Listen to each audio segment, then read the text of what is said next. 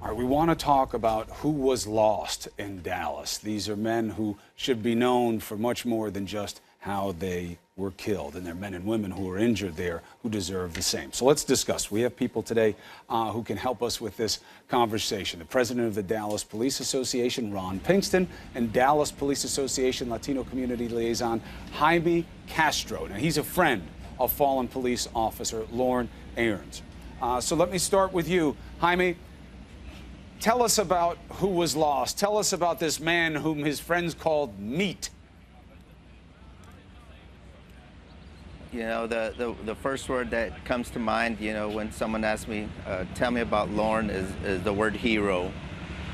Lauren was a man who truly understood what it took to be a Dallas police officer.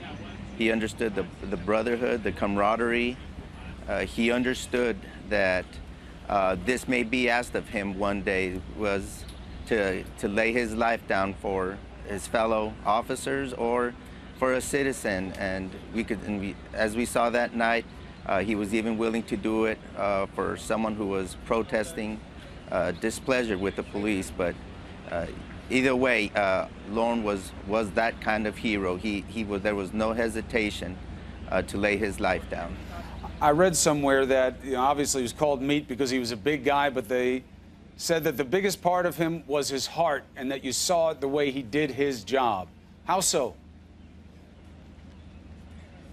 Lauren was a man with gratitude. He was always wanting to take care of those that took care of him, and Lauren was out there serving the community to the best of his ability. You can go to the Southeast Patrol where he served, and you can see that his work still stands there. There now stands peaceful vacant lots or parks where once violent drug houses once stood, and that's the gift he left for the community. He was always had his heart in the right place and wanted to make a change and a difference. Ron, just one of the sad aspects of this situation is that officers were targeted in Dallas, and Dallas, among big cities, has done so much to come so far in terms of doing community policing, providing transparency, and having use of force be a culture that evolves. And yet then this happens. How do you see the state of play in terms of the perception of policing versus what you believe to be the reality? Well, I think it is so surprising that this event occurred in Dallas because we've been doing an outstanding job. Both the department and the association. We've been meeting with the community, we've been meeting with the activists, and we've been having positive conversations. And that's what makes it so surprising it occurred here. How we go forward? I think in Dallas, we're going to continue to serve the citizens of Dallas, and we're going to give them our best that we can in serving them. We're going to continue to have conversations. We're going to still meet with the activists, and we're going to honor our fallen officers and do our job like they were, honorably and respectfully. What do you say, Ron, to the notion that is driving part of this conversation, that young black men are too often at risk when they come into police situations? Do you believe that? Do you believe that it is racial? And if so, what do you see as the fix? Well, I see as the fix is having positive dialogue. Here in Dallas, we got Operation Blue Shield that started a year and a half ago, and it started to have dialogue between the community and the law enforcement community.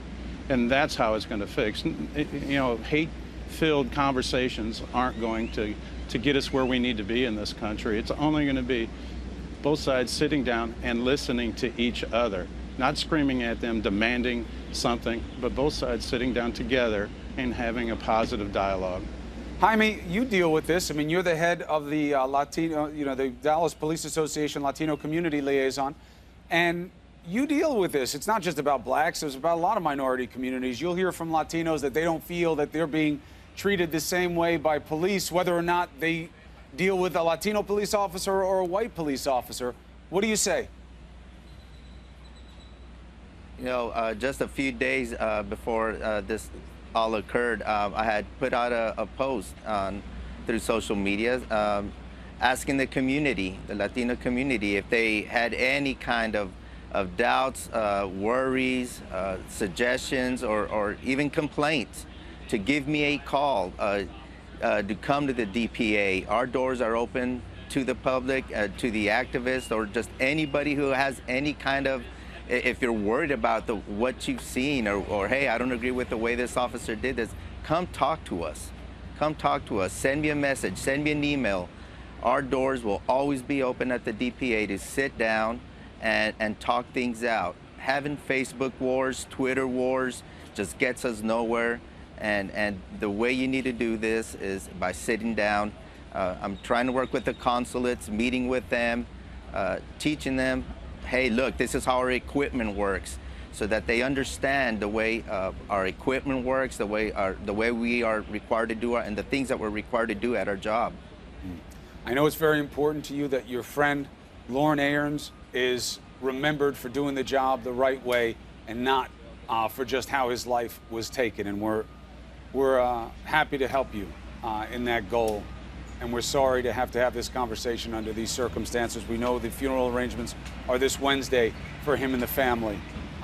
And we appreciate both of you gentlemen being on New Day today. Thank you.